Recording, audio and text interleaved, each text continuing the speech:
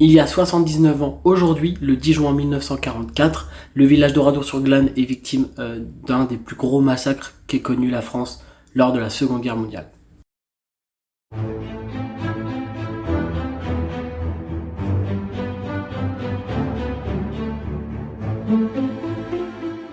Oradour-sur-Glane est une petite commune qui se situe dans la région de Nouvelle-Aquitaine, près de Limoges. En 1936, 1574 personnes sont recensées dans le village d'Oradour et dans les 53 hameaux aux alentours, eux aussi touchés par l'événement tragique du 10 juin 1944. Le samedi 10 juin à 14 h, en pleine Seconde Guerre mondiale, le calme du petit village est troublé par l'arrivée d'une troupe allemande SS, et plus précisément d'une troupe armée allemande du 4e régiment d'infanterie, de la 2e division blindée Das Reich, de la Waffen-SS, composée de 120 soldats allemands dirigés par le commandant Adolf Dickmann. Aujourd'hui, dans cette nouvelle lecture au cours du fait, je vais m'appuyer sur le livre de Roger Ebras, qui est un des survivants de la tuerie, son roman appelé 10 juin 1944, Oradour-sur-Glane, le drame heure par heure. Oradour-sur-Glane, le drame heure par heure. 9 h. Saint-Junien est une petite ville située à une dizaine de kilomètres d'Oradour. Le 1er régiment der Führer de la division Das Reich fit une halte le 9 juin à Saint-Junien, étape normalement prévue. Deux événements se produisirent. 2 jours auparavant, la résistance avait fait sauter un pont de chemin de fer à Saint-Junien dans le but de retarder les troupes allemandes qui convergeaient vers le front de Normandie. Le débarquement des Alliés avait eu lieu le 6 juin 1944. Durant l'opération, 2 soldats allemands avaient été tués. Par ailleurs, Kampf, ami personnel du commandant Dickmann, avait été fait prisonnier par la résistance dans les environs de Saint-Léonard-de-Noblat, 60 km environ d'Oradour, à l'est de Limoges. Ces 2 incidents incitèrent sans doute les SS à faire une action d'intimidation à l'égard de la résistance. Le samedi 10 juin 1944, le commandant Dickmann convoqua le lieutenant Claes de la Gestapo et 4 miliciens pour mettre au point la destruction d'Oradour. 13h30. Le convoi prit la route vers 13h30. Il emprunta d'abord la nationale 144 jusqu'au Loubier et ensuite la départementale Détroit. Au lieu-dit Bellevue, le lieutenant Kahn fit stopper le convoi et les sous-lieutenants Barth en profita pour haranguer ses hommes en leur disant « Aujourd'hui, vous allez voir couler le sang ». Il ordonna alors à plusieurs soldats de descendre afin de ratisser les environs de façon à amener à Oradour toutes les personnes qu'ils rencontraient en chemin. Le convoi repartit et s'arrêta quelques minutes plus tard à l'entrée sud d'Oradour, au niveau du pont qui enjambe la Glane. 14 h. Le commandant Dickmann établit son PC dans la ferme Massé, située entre Oradour et le village des Bordes. La stratégie arrêtée le matin allait être mise en application avec méthode et sang-froid. Du pont de la Glane, plusieurs soldats commencèrent l'encerclement du bourg. Pendant ce temps, des chenillettes chargées d'hommes en tenue de combat traversèrent le village et s'arrêtèrent à la sortie nord.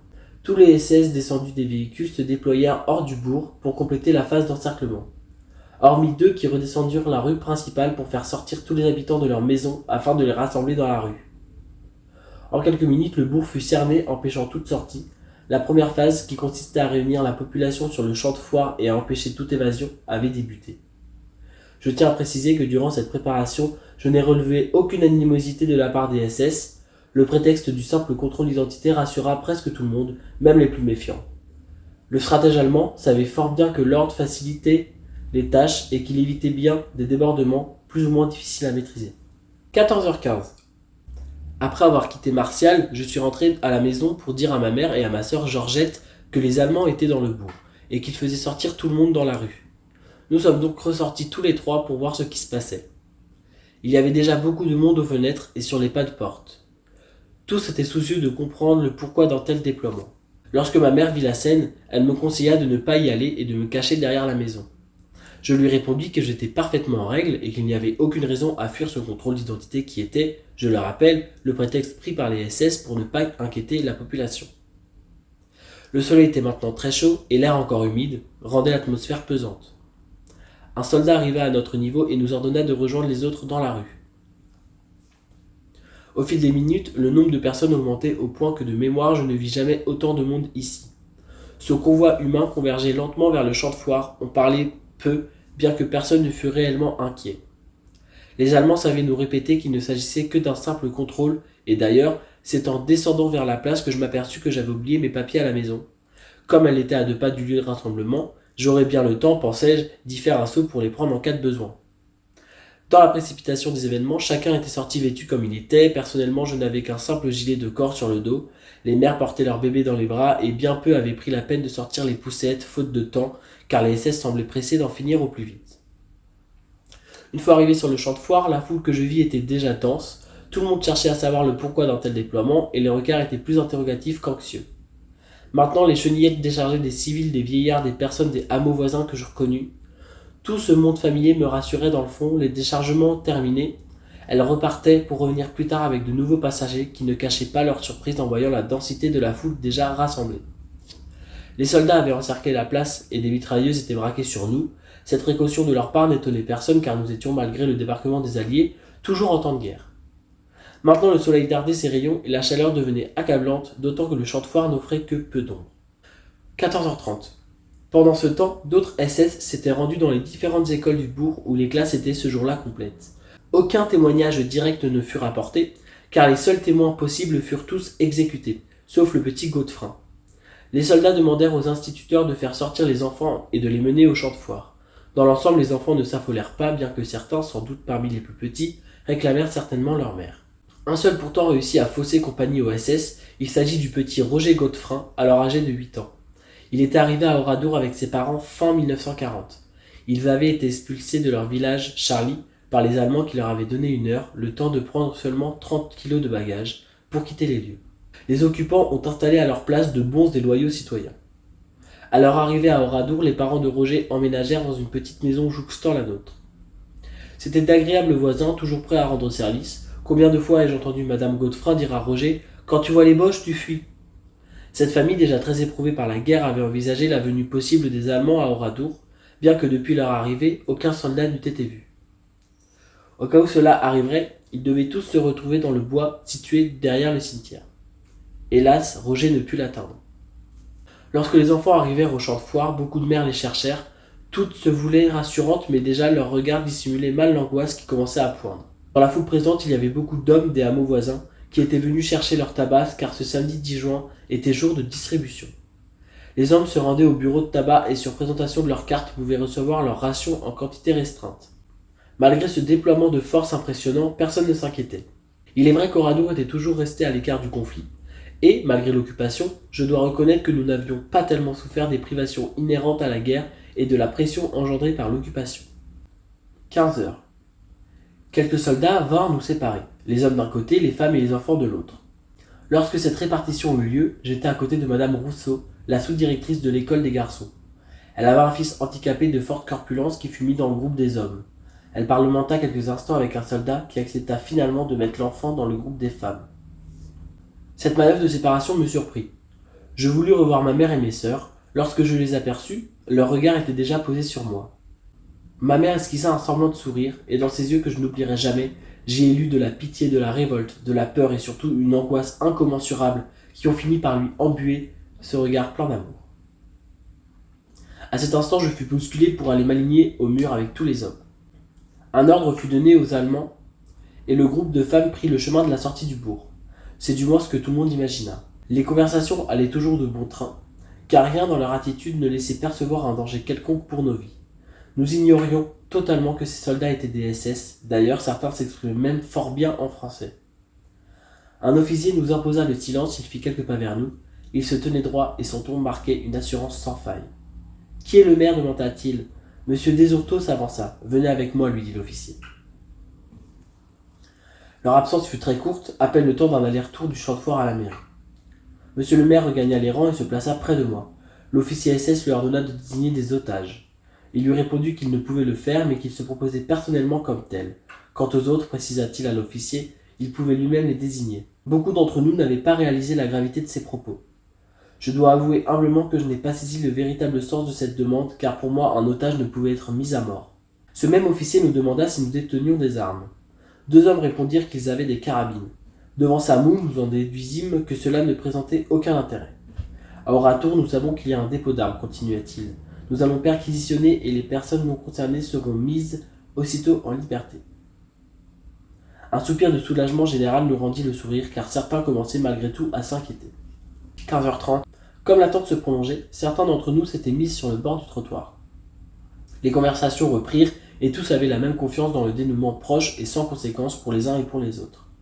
Certains SS bavardaient, riaient et donnaient l'impression de remplir une simple mission de routine plutôt que de préparer un génocide. Subitement, le même officier s'avança à nouveau et nous intima l'ordre de nous taire, de nous lever et de reformer 3 rangs, mais cette fois-ci face au mur. Les mitrailleuses pointées sur nous semblaient attendre l'ordre de cracher la mort. Notre attente dura environ 5 minutes. Nous ne comprenions pas où ils voulaient en venir. Nous tuer, mais pour quelle raison? Pourquoi ne nous a-t-on pas fusillés ici? Nul ne le saura. 200 corps à faire disparaître est un long et pénible travail, alors que le feu peut le faire simplement et proprement. Les rangs se rompirent sans raison et nous leur fîmes face. Les armes SS prêtes à cracher étaient toujours pointées vers nous. Elles ne nous impressionnaient toujours pas, car nous les considérions plus comme une manœuvre d'intimidation qu'une menace. Je profitais de cette détente pour rejoindre mes camarades sous les yeux indifférents des Allemands. À peine les avais-je rejoints qu'un soldat nous divisa en 6 groupes inégaux. Celui dont je faisais partie devait compter environ une 60aine de personnes. Les premiers groupes prirent des directions différentes, les uns vers le nord, les autres vers le sud du village. À ce moment, j'ai pensé que les Allemands allaient nous regrouper dans plusieurs granges le temps de la perquisition, afin d'éviter que certains d'entre nous en profitent pour leur fausser compagnie. Sans doute n'étais-je pas le seul à penser ainsi. Mon groupe était de loin le plus important. Nous avons quitté le champ de foire les derniers pour emprunter la rue principale. Nous sommes passés devant la grange des Ourteaux, dans laquelle plusieurs hommes avaient déjà pris place. Aucune inquiétude ne se lisait sur leur visage, bien que sur le trottoir d'en face, une mitrailleuse prête à tirer et auprès de laquelle un soldat attendait avait été installé. Nous avons continué notre chemin et quelques mètres plus loin, j'aperçus un autre groupe qui se dirigeait vers la grange Milord.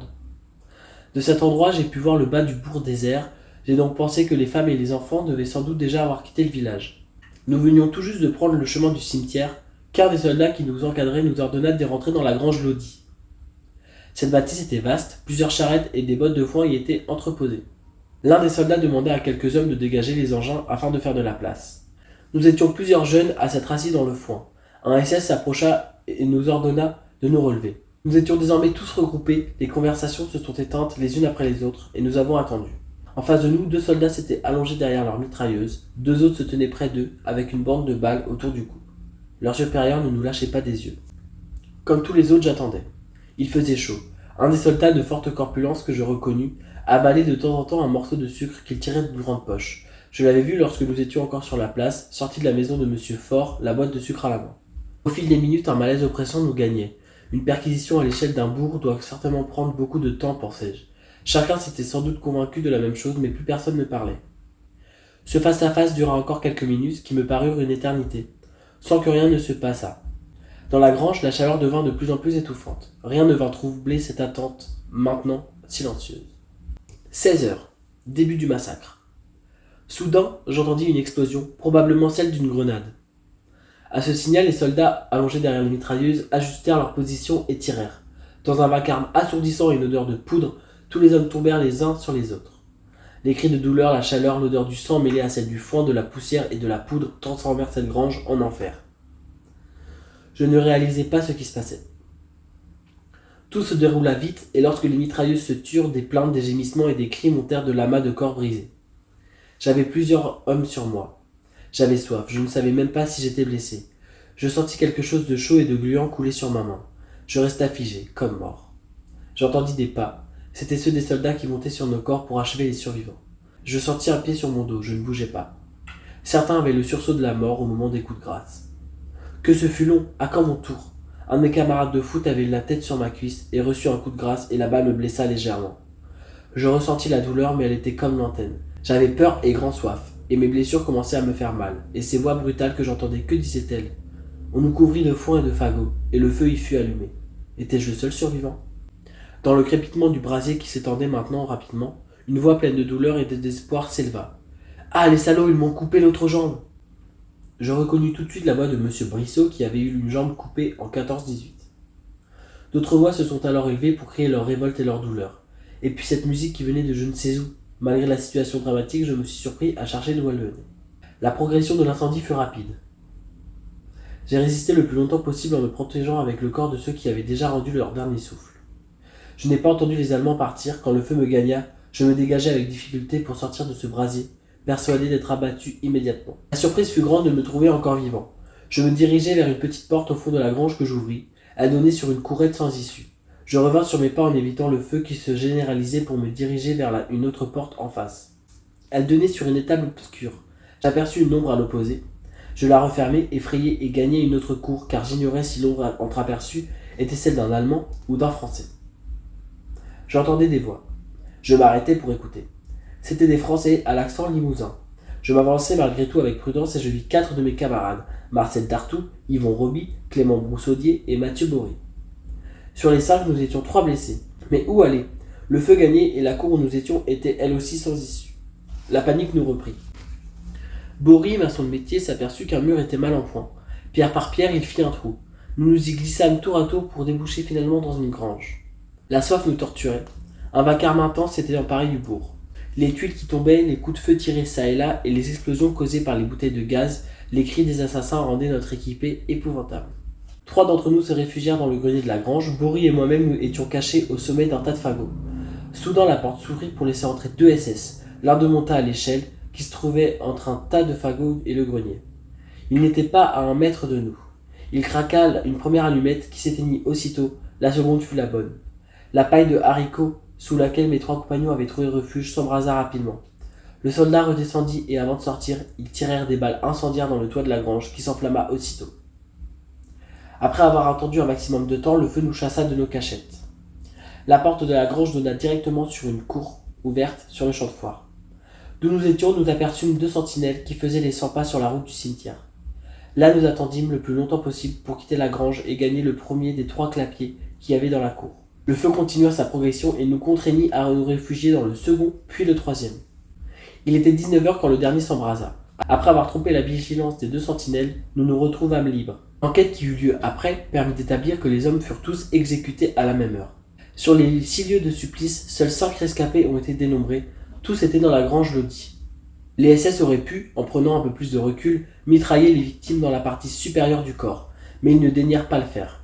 Nombreux sans doute furent les suppliciés qui rendirent leur dernier souffle dans l'atrocité du feu, car les blessures dont ils souffraient devaient essentiellement se situer dans les membres inférieurs. Le massacre terminé, une chasse à l'homme fut organisée. Tout témoin était systématiquement abattu sans procès. Il fut découvert des corps un peu partout dans le village, dans un puits de ferme ou dans le four d'une boulangerie. L'ordre incluait-il également la disparition du bourg ? Nul ne le saura, par contre le feu n'épargna ni maison ni bâtisse. La première phase terminée, les tueurs allaient appliquer la seconde. Femmes et enfants pouvaient être le témoin de la sauvagerie barbare des SS. Le massacre de ces êtres faisait-il même partie de l'ordre initial ? Peut-être pas. Mais le commandant Dickmann était un personnage dont le sadisme qui l'animait lui avait fait la réputation d'un sanguinaire, froid, cruel et ivrogne de surcroît. En tout cas, il ordonna à ses sbires ivres de sang de passer à l'exécution. Je tiens avant tout à préciser que les lignes qui vont suivre reprennent l'intégralité du témoignage de Madame Roufanche. C'est la seule femme qui sortit vivante de l'église. Bien souvent, je me suis entretenu avec elle du drame qui s'est déroulé dans ce lieu. Son intégrité a fait qu'au cours de sa vie, elle n'a jamais ajouté le moindre détail à son témoignage initial. L'église bondée n'a pas permis à Madame Roufanche de tout voir. C'est dans ce respect de la vérité que je vous livre son témoignage intégralement.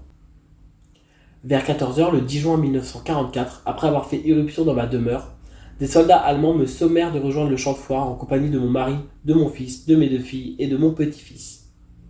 Déjà de nombreux habitants d'Oradour y étaient rassemblés, cependant que de tous côtés affluaient encore hommes et femmes puis les enfants des écoles qui arrivèrent séparément. Les Allemands nous divisèrent en 2 groupes, d'un côté les femmes et les enfants, de l'autre les hommes. Le premier dont je faisais partie fut conduit par des soldats armés jusqu'à l'église. Il comprenait toutes les femmes du village, en particulier les mamans qui entraient dans le lieu saint en portant leurs bébés dans les bras et en les poussant de leur petite voiture. Il y avait également tous les enfants de l'école, le nombre de personnes présentes peut être évalué à plusieurs centaines. Entassés dans le lieu saint, nous attendîmes de plus en plus inquiets la fin des préparatifs auxquels nous assistions. Vers 16h, des soldats âgés d'une vingtaine d'années placèrent dans la nef, près du chœur, une sorte de caisse assez volumineuse dans laquelle dépassaient des cordons qui laissèrent traîner sur le sol. Ces cordons ayant été allumés, le feu fut communiqué à l'engin dans lequel une forte explosion soudaine se produisit, ou d'où une épaisse fumée, noire et suffocante se dégagea.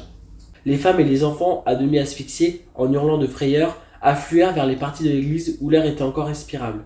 C'est ainsi que la porte de la sacristie fut enfoncée sous la poussée irrésistible d'un groupe épouvanté.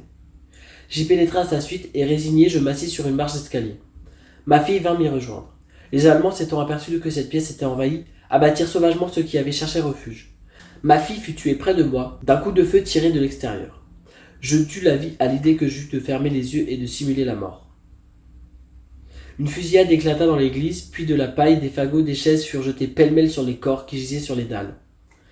Ayant échappé à la tuerie et n'ayant reçu aucune blessure, je profitais d'un nuage de fumée pour me glisser derrière le maître-autel. Il existait dans cette partie de l'église 3 fenêtres. Je me dirigeais vers la plus grande qui est celle du milieu, et, à l'aide d'un escabeau qui servait à allumer les cierges, je tentais de les atteindre. Je ne sais alors comment j'ai fait, mais mes forces étaient décuplées, je me hissais jusqu'à elle comme j'ai pu. Le vitrail était brisé, je me suis précipité par l'ouverture qui s'offrait à moi. J'ai fait un saut de 3 mètres. Ayant levé les yeux, je me suis aperçu que j'avais été suivi de mon escalade par une femme qui, du haut de la fenêtre, me tordait son bébé. Elle se laissa choir près de moi. Les Allemands, alertés par les cris de l'enfant, nous mitraillèrent. Ma compagne et le poupon furent tués. Je fus moi-même blessé en gagnant un jardin voisin. Dissimulé parmi des rangs de petits pois, j'attendis dans l'angoisse qu'on vienne me secourir. Je ne fus délivré que le lendemain vers 17h. Les constatations faites lors de l'enquête ont corroboré pleinement le témoignage de Madame Roufanche. Dans cette folie meurtrière qui animait les tortionnaires, des enfants innocents ont été exécutés avec sauvagerie. Le plus jeune d'entre eux n'avait que 8 jours. 19h30. Le bourg était désormais la proie des flammes. Dans le courant de l'après-midi, un tramway d'essai en provenance de Limoges était arrivé. Seuls quelques employés de la compagnie y avaient pris place. L'un d'entre eux, M. Chalard, en descendit. En franchissant le pont qui enjambe la Glane, il fut abattu et son cadavre jeté dans la rivière. Les SS refoulèrent ensuite le tramway et ses occupants repartirent vers Limoges. Un second tramway, le régulier, toujours en provenance de Limoges, arrivait vers 19h30. Mais cette fois-ci bondé de passagers. Il fut arrêté à l'embranchement de la route de Saint-Victurnien par les sentinelles qui ordonnèrent à ses occupants de rester dans le wagon. Un soldat partit à bicyclette prendre les ordres. À son retour, il fit descendre toutes les personnes originaires de Radour, une vingtaine. Après avoir fait traverser la Glane sur une passerelle de fortune, elles furent reconduites près du village des Bordes, à la ferme de Masset, où les SS avaient établi leur PC. Le gradé, chargé de leur encadrement, s'entretint avec l'officier de poste. Ils séparèrent les hommes des femmes et vérifièrent leur identité. Soudain, ils les encerclèrent en faisant cliqueter leurs armes. L'angoisse d'une mort proche empara des pauvres otages. Cette attente monstrueuse et sadique dura plus de 2 heures, quand soudain, un échange de propos assez vif eut lieu à l'arrivée d'un nouvel officier. Presque aussitôt, on leur annonça qu'ils étaient libres. Un soldat leur cria alors « On vous laisse partir, vous pouvez dire que vous avez eu de la chance car nous les avons tous massacrés. » Durant tout le long du texte, on peut remarquer que Robert Ebras laisse sous-entendre que cette attaque n'était qu'un moyen de dissuader les futurs résistants à entrer dans la résistance. Et la cruauté réside non seulement dans la tuerie, mais aussi par le fait de vouloir rendre l'identification impossible lorsque les SS sont revenus 2 jours après brûler les corps qui restaient. Et parmi les 643 victimes, seulement 52 n'ont pas pu être identifiées. Au total, on dénombre 235 enfants tués, 246 femmes et 195 hommes. Finalement, on peut remarquer que ce massacre n'a épargné personne. Non seulement il a permis aux SS de montrer au reste de la France qu'ils étaient sans pitié et mettre en garde de la résistance, mais il montre aussi que cette guerre a touché le corps civil comparé à la Première Guerre mondiale qui visait exclusivement les Juifs. Ici, ce sont les civils et toutes les personnes présentes qui ont été tuées. Seulement, il y a eu 41 personnes qui ont survécu, comme Robert Ebras ou Madame Roufanche, et certaines ont pu être témoins lors du procès de Bordeaux en 1953. Un deuxième village de Radour-sur-Glane a été construit à quelques kilomètres, il me semble, de là où était la vraie ville de Radour. Maintenant, ça compte 2000 habitants et l'ancienne ville dont subsistent encore les ruines, les vestiges, est encore présent et est ouvert aux visiteurs.